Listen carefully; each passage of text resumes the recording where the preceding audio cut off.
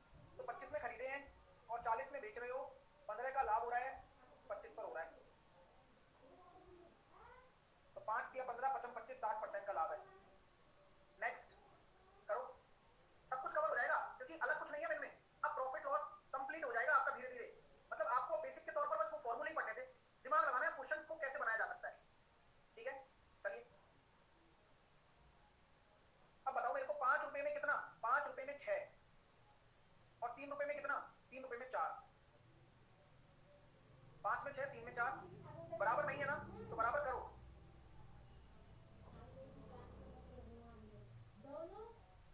ठीक है, बराबर कर दिया। इंग्लिश में क्या दिक्कत हो गई?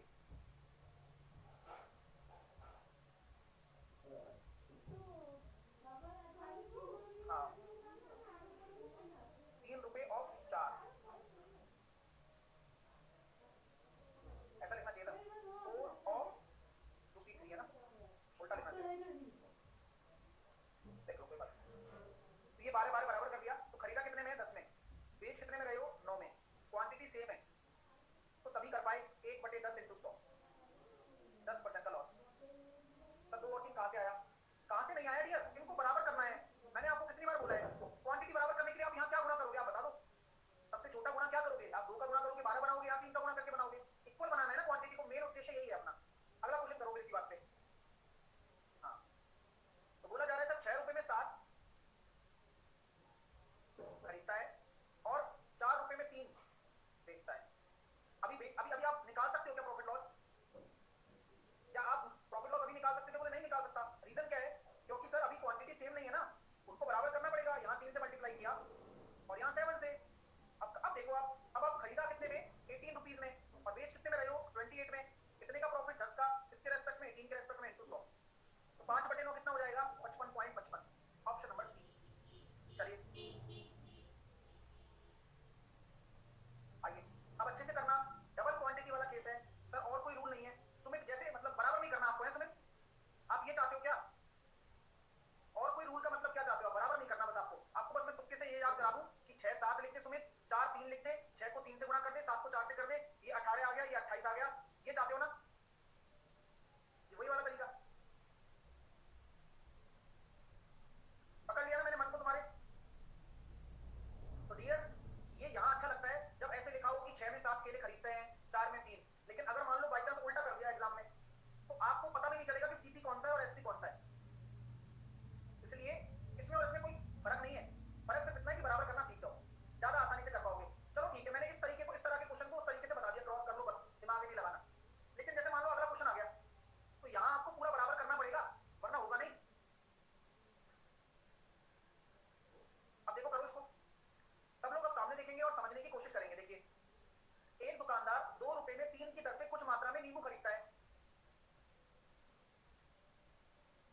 अब उसने लिखा कि 3 रुपए में 2 नींबू समान मात्रा में खरीदता है। अभी खरीद ही रहा है, होता है ना कि 2 अलग अलग दुकान पे अलग अलग वैरायटी के नींबू हैं। तो 2 रुपए में 3 की दर से और 3 रुपए में 2 नींबू, कोई दिक्कत नहीं।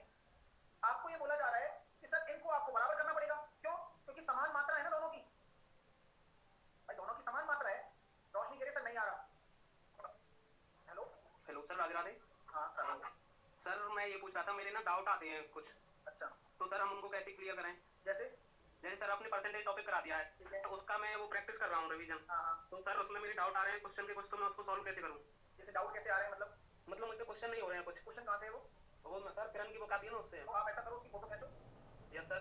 उसको वहाँ अपलोड करो, आपके आज के डाउट फीचर है। यस सर है। हाँ, उसमें डालो और तुरंत सॉल्यूशन आ जाएगा। Okay sir, thank you sir. इतनी सी बात है। हाँ जी सर, थैंक यू। आराम से यार, किसी क्वेश्चन का कोई भी क्वेश्चन में डाउट हो, फोटो खींचो, डालो।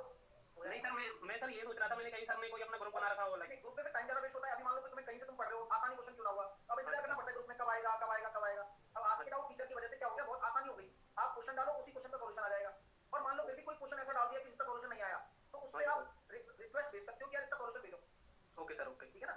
ठीक है sir, Radhe Radhe sir. Clear है भाई? चलिए, समझ में आ गई? गजेंद्र कह रहे गलत बताते हैं। अरे गलत सारे नहीं बताते ना, एग्जैक्ट क्वेश्चन नहीं होता होगा तो कंसेप्ट समझ लो। इतना तुम पढ़ ही रहे हो। मुझे ऐसा लगता है कि बच्चे के डाउट में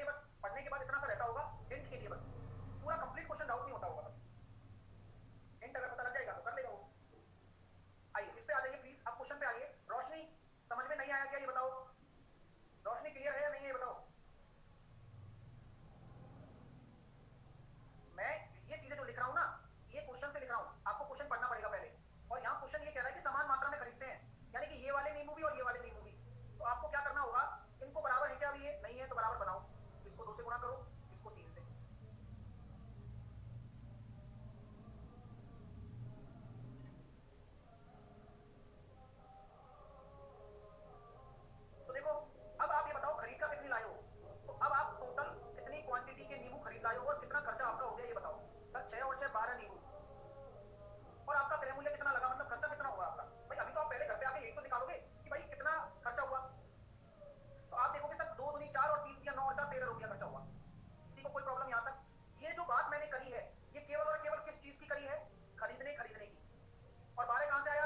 6 ये वाले और 6 ये वाले। 13 कहां से आया?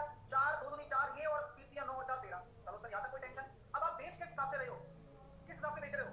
आप सभी नींबू को 1 रुपए की दर से बेचते हो, यानी कि 12 खरीद कर लाए हो तो आपका सेलिंग प्राइस कितना हो जाएगा? 12 रुपया। जब 1 रुपए में 1 बेच रहे हो तो 12 रुपए में बेचोगे, ये आपका सेलिंग प्राइस हो गया। तो आपको अब प्रॉफिट लॉस निकालना होता है तो आपको क्वांटिटी से मतलब होता है या फिर पैसों से? पैसों पर ही तो निकलेगा। बिल्कुल क्वांटिटी सेम है, बिल्कुल सेम है। आ जाओ बस। 1 रुपए का लॉस हो रहा है 13 पर, क्योंकि क्रय मूल्य पर ही होता है हमेशा लॉस, सीपी पर ही होता है। समान मात्रा ना होती तो कोई प्रॉफिट नहीं होता क्या सर? समान मात्रा, जब तक समान मात्रा नहीं करोगे तब तक प्रश्न को कंप्लीट कर सकते हो क्या आप? क्या सही आंसर दे सकते हो क्या? मुझे बता दो आप। मतलब तुम तो कौन सी बातें करते हो, हमेशा उल्टी बातें हैं भाई। लिखा हुआ है तो करना ही पड़ेगा ना। अगर मान लो ये बोला जाता कि 2:3 में खरीदता है, 2:3 में करते, लेकिन उसमें भी समान तो करना ही पड़ता ना। पहले समान करोगे तभी आप करोगे वो चीजें सारी। चलिए तो क्लियर हो गया भाई। यहाँ पर कितना आ गया? 7.7 आंसर आ गया। अगला क्वेश्चन करते हैं, देखते हैं कौन करता है। आप लोग ट्राई करके देखो। रोशनी, अंजलि, जिनको भी समझ में नहीं आया वो सब ट्राई करके देखें। अरे मनीष नहीं होता फॉर्मूला यार, बेवकूफ क्यों हो रहा है भाई? कहाँ होता है फॉर्मूला?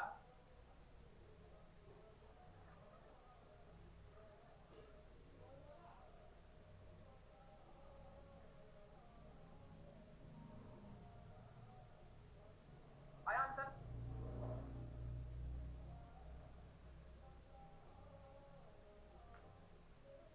कुल फलों को 100 रुपए में 11 की दर से खरीदा जाता है। कुल फल है 100 रुपए में 11 और कितने ही फलों को 100 रुपए में 9। तो 100 रुपए में 11 और 100 रुपए में 9।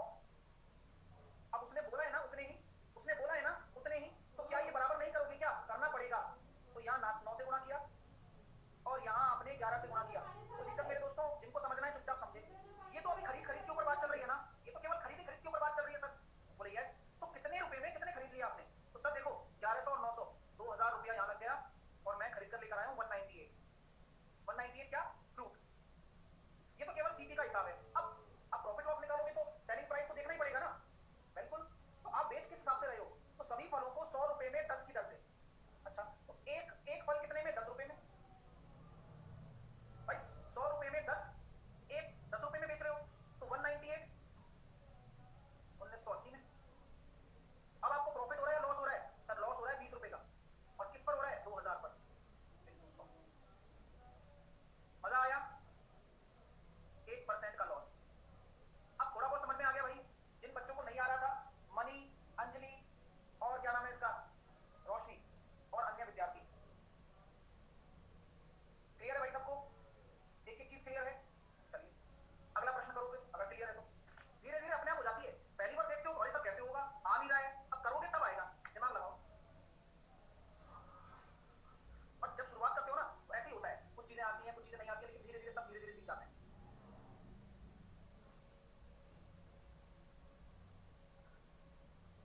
आ रहा है आंसर? चलो सर, एक दुकानदार 1 रुपए में 5 की दर से कुछ मात्रा में नींबू खरीदता है। 1 रुपए में 5 और समान मात्रा, देखो फिर बोला गया है। अब 1 रुपए में 6। अब समान मात्रा है क्या? नहीं है, करो यहाँ 6 से गुणा करो, यहाँ 5 से गुणा करो, यानी कि 11 रुपए में कितना? 30 और 30 60। अब 1 रुपए में 8 की दर से बेच रहे हो आप। अब आपको सुनना और समझने की कोशिश करना। सर ये तो सीपी है और ये सेलिंग प्राइस है 1 रुपए में 8। अब मेरी बात को गौर से सुनो। क्या अब आप यहाँ डायरेक्टली निकाल सकते हो क्या? अब बताओ निकाल के। अभी नहीं निकाल सकते आप। अभी तो आपको एक चीज और करनी बाकी रह गई यहाँ पर। बोले सर क्या रह गई? अब यार यहाँ 60 नींबू का दे रखा है 11 रुपए, यहाँ 8 नींबू का दे रखा है। तो जब तक आप दोनों की क्वांटिटी बराबर नहीं करोगे तब तक आप कुछ भी नहीं कर सकते। बोले क्या करूं फिर मैं?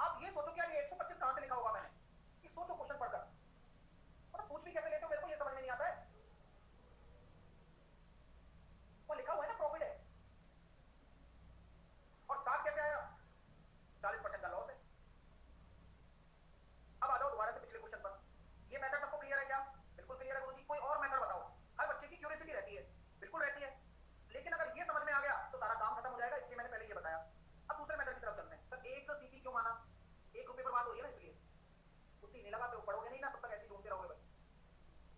एक बच्चा कह रहा था 36 कहाँ से आया, अनिकेत तुम रिक्वेस्ट भेज रहे थे ना इसलिए ये नीचे वाला पढ़ नहीं पाए तुम, इनको क्वेश्चन बताना पड़ रहा है, बताओ। हाँ आ जाओ। 1 रुपए में कितने खरीद रहे हो आप? सर 1 रुपए में मैं 15 आम खरीद रहा हूँ। कितने? 15 आम। कोई दिक्कत नहीं? कोई दिक्कत नहीं है, टेंशन फ्री रहो। और 25% का आपको लॉस हो रहा है, 25% का लॉस। 25% का जो लॉस होता है वो होता कितना है? 4 से 3, यानी कि 4 रुपए में आपने खरीदा होगा और 3 रुपए में आप बेच रहे होगे। सही कह रहा हूँ गलत कह रहा हूँ बताओ भाई? ये आपने खरीदा होगा, कितने में आप बेच रहे होगे सर, तभी तो लॉस हुआ आपको। मैंने कहा अच्छी बात है भाई, यानी कि 4, ये मेरा सीपी तो है कि 1 रुपए में 15 खरीदता हूँ। हाँ यार, तो 4 रुपए में कितने खरीदूंगा? 60। Any problem? नो प्रॉब्लम, ठीक है। अब 1 रुपए में कितने बेचूं ये पूछा गया है, तो अगर मैं बोलूं कि 60 आम मैं खरीद रहा हूं 4 रुपए में और लॉस में हो रहा है तो 3 रुपए में बेच रहा हूं, 3 रुपए में कितने बेचूंगा? 60 ही तो बेचूंगा। 1 रुपए में कितने बेचूंगा?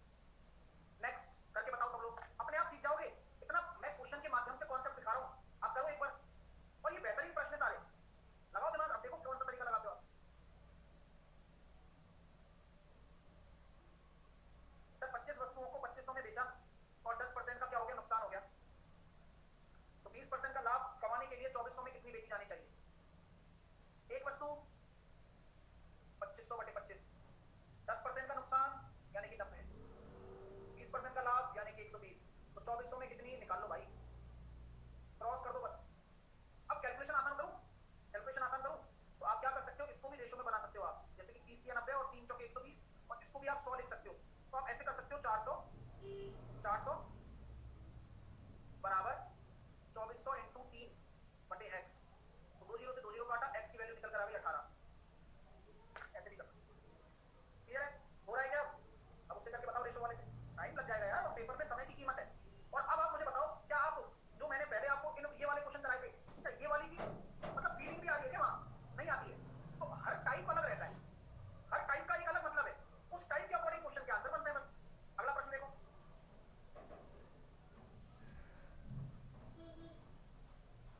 सर 70 पेंसिल को 90 रुपए में बेचने पर 25% की हानि, 30% का लाभ कमाने के लिए कितनी पेंसिल? छुट्टियों में एक पेंसिल 9/7। अरे वाह यार, 25% की हानि यानी कि 75 और 30% का लाभ यानी कि 130 और 234 में कितना? 234 में कितना? क्रॉस मल्टीप्लाई कर दो। 130 इंटू 9/7 बराबर 75 इंटू 234 बटे एक्स। सॉल्व करना जरा। 13 एकम 13 बचे 10, 13 8 104, 9 दूनी 18, 2 बचे 10 और 15 5 75 और 15 सबसे 105।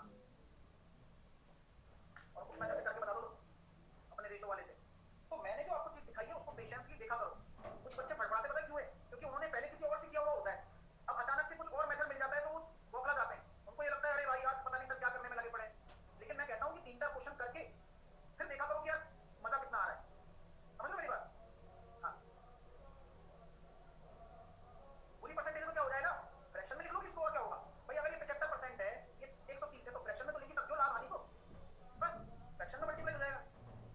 नेक्स्ट करो। उसका भी क्वेश्चन करेंगे अब, ये क्या ना याद दिला दिया, अच्छा बात है।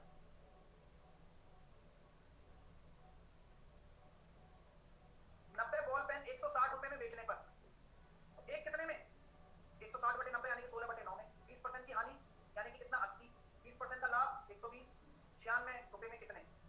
क्या करोगे भाई? तो देखो 40 से काट दो 2 बार 3 बार, क्रॉस मल्टीप्लाई कर लो। 16/3 96 इंटू 2/x, 16 की 96, 12 की 36। खटाक आंसर आ रहा है।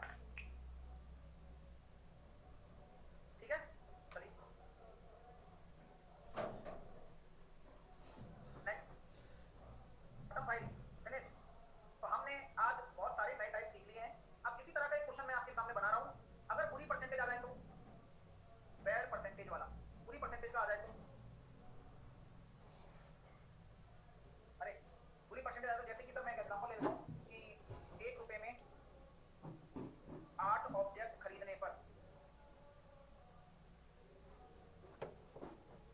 ठीक है, 1 रुपए में 8 ऑब्जेक्ट खरीदने पर 12.5% का प्रॉफिट होता है। तो बताओ 1 रुपए में कितने ऑब्जेक्ट बेचें और लॉस हो जाए?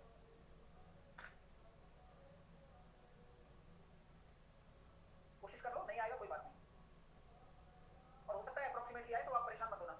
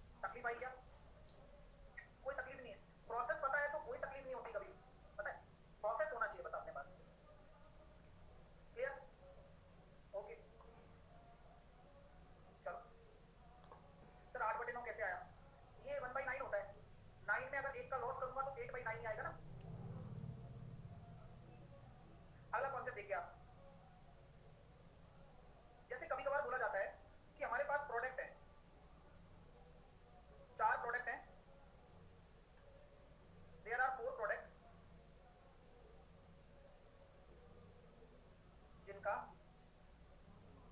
कॉस्ट प्राइस सेम है, नया टाइप है ना, तो बोला जा रहा है सर जिनका सीपी सेम है, सबका सेम कीमत पर खरीदे गए हैं। तो आपने क्या किया सर, पहले प्रोडक्ट को 10% के प्रॉफिट पर, दूसरे प्रोडक्ट को 20% के प्रॉफिट पर, तीसरे को 30% के लॉस पर और चौथे को 40% के प्रॉफिट पर बेचा। तो बताइए ओवरऑल क्या होगा, ओवरऑल परसेंटेज प्रॉफिट होगा या लॉस होगा, और होगा तो क्या होगा बताओ। और अब कह रहे हैं सर आपके पीछे कौन है?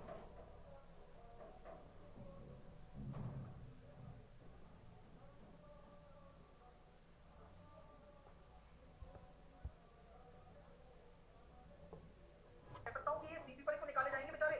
अगर सीपी का रेशो सेम है, सभी 1:1:1:1:1:1 में है, तो क्या मैं ये कह पा रहा हूँ क्या कि सर 10 गुणा 1 कर दो, प्लस 20 गुणा 1 कर दो, माइनस 30 गुणा 1 कर दो, प्लस 40 गुणा 1 कर दो, और बटे कितना 4।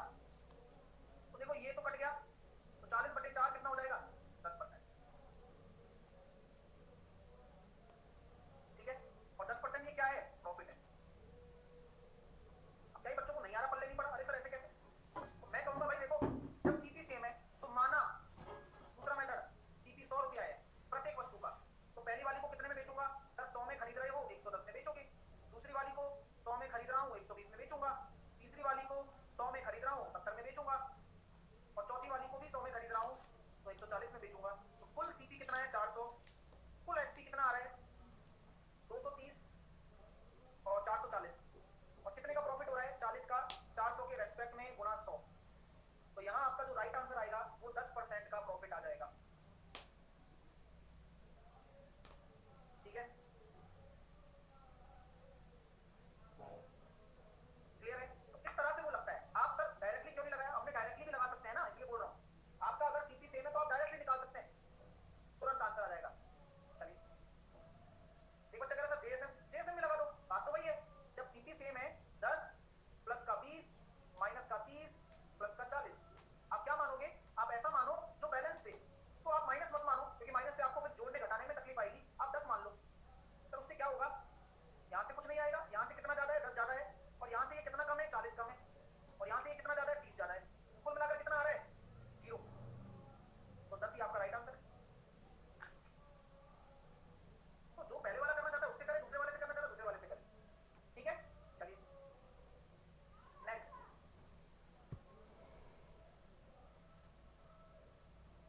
अगला क्वेश्चन, मान लीजिए कि किसी भी प्रोडक्ट के जो सीपी है वो सेम है, सीपी सेम हो सकते हैं क्या दिक्कत, और एक प्रोडक्ट को 12.5% के प्रॉफिट पर, दूसरे वाले को 25% के लॉस पर, तीसरे वाले को 37.5% के प्रॉफिट पर, और चौथे वाले को 10% के प्रॉफिट पर बेचा जाता है। तो बताइए सर नेट क्या होगा, नेट प्रॉफिट और लॉस क्या है।